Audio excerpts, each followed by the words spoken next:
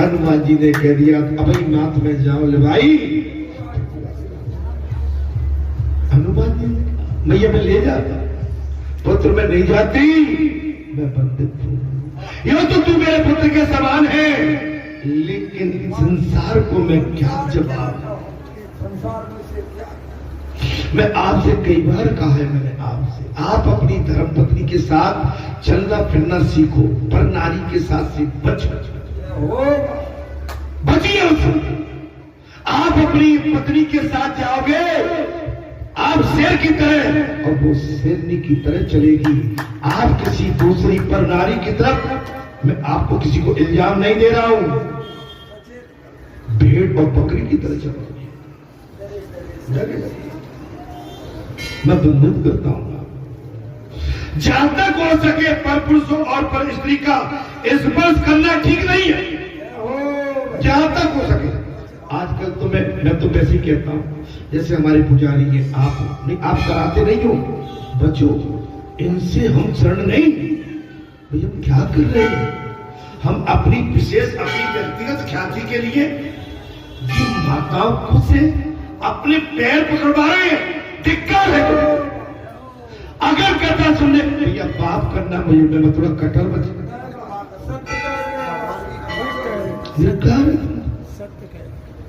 बेटे दूर से बंदित कर लो, आशीर्वाद है, पैर नहीं।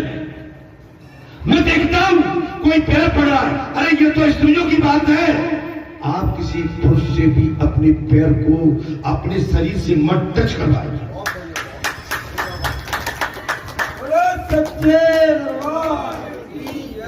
ब्रह्मचर्य का यही आदर्श है, ये मैंने कह रहा हूं, कथा कह रही है।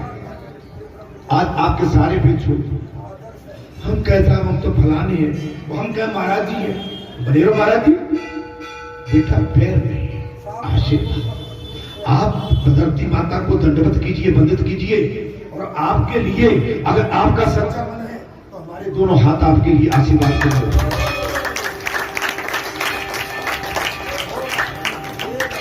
आप पैर पकड़वा के क्या अपने आप को बड़ा मानते हो? नहीं, आप एक भगवान के सेवक हो, चरण सेवक, दासों का दासा। भगवान तो बहुत बड़ी चीज है, आप इन संतों के भी सेवक हो। ये भक्त मंडल बैठा है, आप इससे भी छोटे सेवक।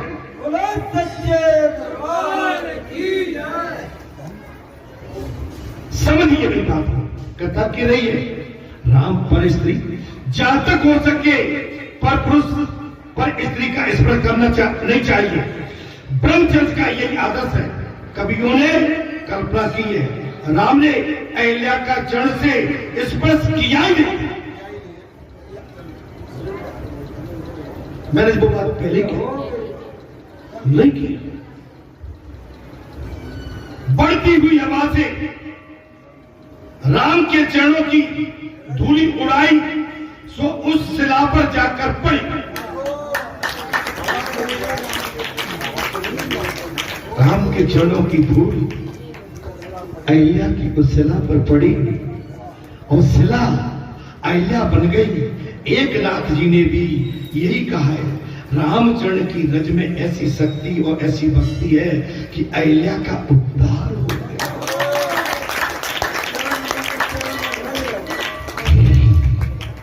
अहिल्या अर्थात पर कथा विराम पे ही है, कथा बिल्कुल। अब भाई मुझे तो बोलना ही पड़ता है, अब मैं करूं क्या? मेरा कहने का भाव थोड़ा सा अलग है, नहीं पढ़ के तो मैं तुम्हें एक सेकंड नहीं लगे दूंगा और कथा विराम दे देता हूं।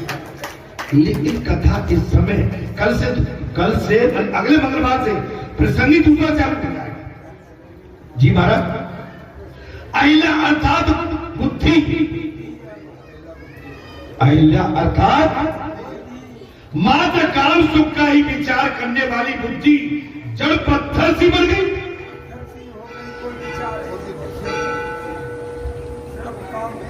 और जब काम की विचार नहीं किया, मैं तो माताओं से कहता हूं कि बोले वो उसका फोन आया था, उसने कह दिया, दादी ने कह दिया, दादू ने। नहीं, हम अपने पति के साथ, केवल पति के साथ हमारे दमाजी नहीं, हम अपने पति को प्राथमिकता देते हैं। हम पतिव्रता नारी हैं, बड़े हम बूढ़े हो गए तो क्या, लेकिन अपने पति का हाथ जीवन में नहीं छोड़ेंगे। जिसके साथ हमने 7 भावर लेके 7 घाट अग्नि के सामने साक्षी माना, अपनी पवित्रता का उदाहरण देकर उस पत्नी को धर्म पत्नी और धर्मपति माना।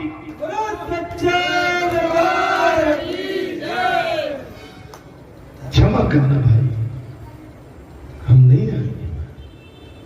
कोई हो, ये तुम्हारे को लगते हैं, कोई भी लगे, हम तो अपने पति की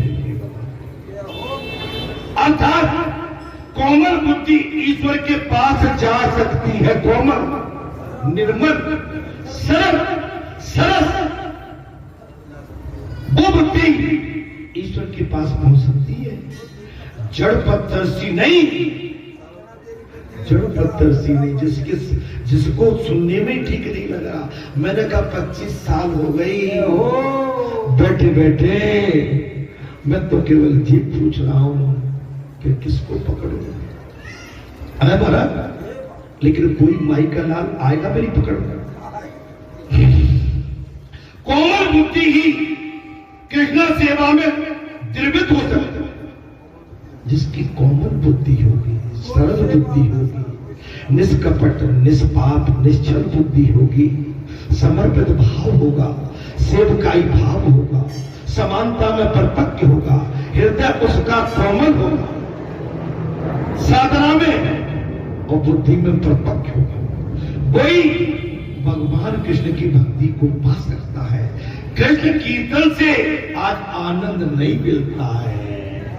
आ गई ऋषियों, भाई अष्टमी तो है, कृष्ण कीर्तन से आनंद नहीं मिलता, क्योंकि काम सुख का चिंतन करते रहने से बुद्धि पत्थर जो है।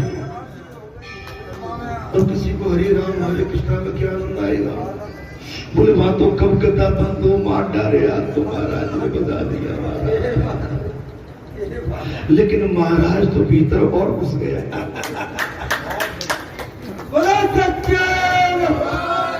नहीं, मैं आपको आक्षेप नहीं लगा रहा हूं, लेकिन कुछ बाहर वाले कुछ बैठे होंगे भी कह रहे होंगे महाराज आज का चक्कर अभी तक नहीं छोड़ा। हाँ, कोई गोपनीय बात चल रही है, विशेष बात। कृष्ण कीर्तन से आज आनंद नहीं मिलता, क्योंकि काम सुख का चिंतन करने से बुद्धि पत्थर जो हो गई है। जड़ बुद्धि चेतन में कैसे हो सकती? जड़ बुद्धि चेतन हो, कैसे भगवान को बुला के रुला सकते हो, हंसा सकते हो? महाराज तेरे नैना क्यों भरता है? महाराज ईश्वर रोता है अपनी संतान के लिए, भगवान खड़ा रहता है। जब कोई सदगुरु संत महात्मा मिल जाते हैं तभी, जब किसी पवित्र संत की चरण रज पावन करती है तभी पत्थर सी जड़ बुद्धि प्रभु की चरण रज से जागृत चेतन युक्त बनती।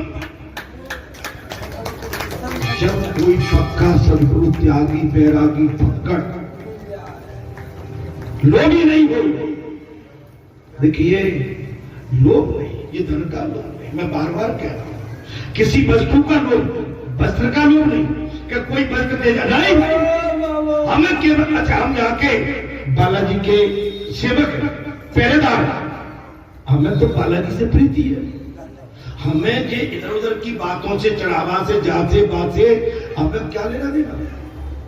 हमें क्या लेना देना? हमारा काम है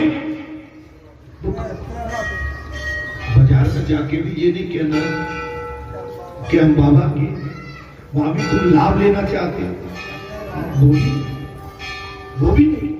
अभी एक बात हो गई, वो माला मारी डुकरिया, महाराज को ने बता दी होगी। अच्छा, मैं कम से कम महाराज 15 साल से माला ले रहा था। संतु महाराजों, मैं यहाँ से जाके कुर्ता पजामा पहन लेता हूँ, क्या करता हूँ, पैंट बुशर्ट नहीं पहनता, बंडी पजामा, और स्कूटर से जाता हूँ लेने के लिए, है ना, ऐसे साल बड़ा बड़ा बोले पकड़ भी चला अम्मा जब पूरा जाते ए बाबा नहीं अम्मा फूल डालते ए बाबा फूल में आगे अम्मा 20 रुपया और ले दे अरे फिर डाल। अब दादना से जहाँ आ गई तो क्या होगा, किसी ने कह दिया होगा ठाटीपुर पे दुकान लगा दी है दादी कि वो बाबा कोई बताता है, वो अपनी बहू को लेके आई होगी। अब बाने आई अपन लोग पादरा मैया को वहां देने गए थे नारियल, अरे फोटो लगा दी महाराज अच्छा बेटी होगी वो बोले क्या बाबा को है, बोले कोई नहीं है बाबा। अब मुझे बैठ जवाब अरे बुच्ची बाबा तुम्हारे यहाँ रुक जाता, मंगलवार शनिवार को माला लेने जाता। दादी आप समझ होगी वो अब ऐसी अब मैं 2 बार तो किनारा काट जाता हूँ, ए बाबा माला ले जा। मन की जान पहचान हो गई। महाराज पहले तो मैं 10-5 रुपये उससे कम के लिए भी कहता था, अब मैं कहता ही नहीं हूँ कितने हो गए इतने, और वो एक माला माता के लिए अलग से रख रही है, मैंने भैया जरूर के अब मैं जी सोच रहा हूँ उसका भाव बदला, भाव जी बदला कि तुम मुझ पर उल्टा माने अपना भजन चढ़ाना चाहता, बोले मैं ज्यादा फूल रख दूं, ज्यादा माला दे दूं और पैसा कम दूं, भाव क्या होगा, अब मैं पैसा कम लूंगी। तो मैंने भी संकल्प ले लिया है कि भैया पैसा तुझे तब तक पूरे को तू, नहीं तो मैं अपना माल बदल दूंगा, क्योंकि सौदा तो पक्का हो। इसमें मैं उसके भाव पर चोट नहीं दूंगा, उसका नुकसान नहीं करूंगा। संतो महात्मा चूंकि कोई न तो मैं कोई महात्मा हूं न कोई बैरागी हूं, मैं तो गृहस्थ हूं, मैं तो गृहस्थी में रहता हूं। महाराज जहां पर बात आ गई महाराज अहिल्या किसी पवित्र संत की चरण रज पावन करती है, तभी पत्थर बुद्धि प्रभु के चरण कमल को जागृत चेतन बनती, अर्थात अहिल्या बुद्धि राम रज रज से शुद्ध चेतन बनी। अहिल्या ने प्रभु से प्रार्थना की, मेरे पति ने मुझे श्राप दे दिया है। अहिल्या ने प्रार्थना की है, हे रघुनाथ मेरे पति ने मुझे श्राप दे दिया है, श्राप देकर ठीक किया, या क्योंकि इसी कारण तो मैं आपके दर्शन होता हूं।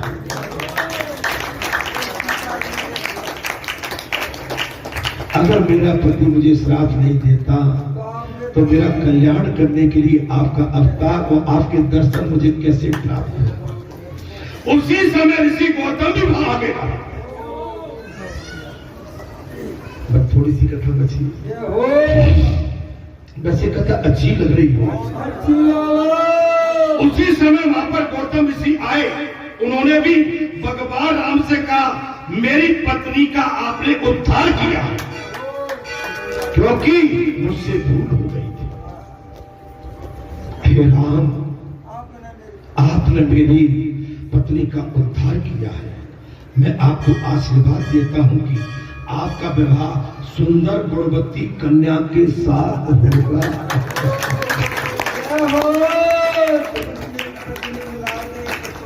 आपने मेरी ही पत्नी का उद्धार किया है। हे रघुनंदन हम ऋषि होकर आपको आशीर्वाद देते हैं कि आपका विवाह गुणवती कन्या के साथ होगा। विश्वामित्र राम नगर को लेकर राजा जनक के सभा में पहुंच गए। इन कुमारों को देखकर जनक सोचने लगे ये ऋषि कुमार है या राजकुमार। विश्वामित्र जी के साथ राम लखन को देखकर जनक राजा सोचने लगे ये ऋषि कुमार है या कोई राजकुमार। महाराज उन्होंने विश्वामित्र जी से पूछा ये कौन है। सुंदर थे, दिव्य थे, सूर्य की तरह चमक रहे थे, दमक रहे थे, जिनकी शोभा का वर्णन अरे महाराज इंसान तो कर ही नहीं सकता है, शेष नाग नहीं कर सकते। विश्वामित्र तुम तो महाज्ञानी हो, स्वयं ही महाराज स्वयं ही निर्णय बताओ ये कौन है? जनक जी से कहा विश्वामित्र जी ने, बोले महाराज आप तो स्वयं महाज्ञानी हो, बताओ ये कौन है? जनक का एक और नाम था विदेह, जो विदेह युक्त होकर भी देव भावों से महाराज स्पष्ट है, वही विदेह है। विदेह जीते जो मुक्त जनक तो सुखदेव जी के भी गुरु है, जनक तो भगवान सुखदेव के भी गुरु है। धर्मराज कहते हैं कि ब्रह्मानुभव में जो विषय रस का भाव भूल जाता है, ब्रह्म रस में जो विषय रस का भाव संसार को भूल जाता है, वही तो ज्ञानी है। आसक्ति अभिमान जीव को बाधा करते हैं, आसक्ति अभिमान लोभ ये जीव को बाधा करते हैं। ज्ञानी इन दोनों का त्याग करते हैं, तभी इंद्रियां अपने अपने कार्य में अर्थ में काम करती हैं। ऐसा मानकर ज्ञानी किसी भी विषय में आसक्त नहीं होते हैं। इस जगत में सब कुछ करते हुए भी वे ऐसे रहते हैं जैसे महाराज भावना सब रखते हुए भी वो बिल्कुल ऐसे सिंपल रहते हैं कि कोई उनको पहचान भी नहीं पाता है। मैं इसी के साथ अब चूंकि वहां तो पहुंच गए जनकपुर में, अब तो करो काम हो जाएगा, ठीक है ना। अब तो वहां धनुष यज्ञ भी होगा, बहुत बड़े राजा बैठे हैं और महाराज वहां तो आप परशुराम जी भी पधारेंगे। तो इसके आगे की कथा मैं आप अगले मंगलवार को आपके सम्मुख रखूंगा। आपका मैंने अमूल्य समय जो लिया इसके लिए मुझे क्षमा करें, क्योंकि संतों को भी मुझे समय देना था और हमारे महाराज जी ने चूंकि इशारा हमारी तरफ कर दिया तो हम फिर बोलने लगे। ठीक है, मेरी टूटी फूटी भाषा पे मत जाना, सीधी भाषा मेरी यही है कि भगवान से प्रेम करके भगवान के बन के रहो, इसी में हमारा तुम्हारा सत्ता है। ठीक है जी महाराज। अब एक बात आपसे पूछना चाहता हूँ, राम कथा मन ब्रज बखानी सुनी महेश परम सुख रिस पूछी हरि भगत सुहाई कई सम अधिकारी पाई। जब मैंने राम कथा आपको भगवान शंकर का स्वरूप जान के, हे भगवान शंकर के स्वरूप हो, मैंने ये कथा कही है। क्या राम कथा आपको अच्छी लगी? आपको अच्छी लगी तो मुझे भी अच्छी लगी और मैं इसी वाणी के साथ यहाँ पर विराम देता हूँ। अगले मंगलवार को ये आएगा महाराज राजा जनक द्वारा स्वयंवर का आयोजन, राजा जनक के द्वारा स्वयंवर का, सीता स्वयंवर का आयोजन अगले मंगलवार। उससे पहले अभी रामचरितमानस की कथा भी चल रही है। भगवान अयोध्या में पहुंच गए हैं महाराज, रावण का वध करे आए, भरत मिलन हो गया है, माताओं से मिलन हो गया है और पूरी प्रजा आनंद ले रही है और भगवान राम अपने महल में प्रवेश कर गए हैं। जय श्री राम, जय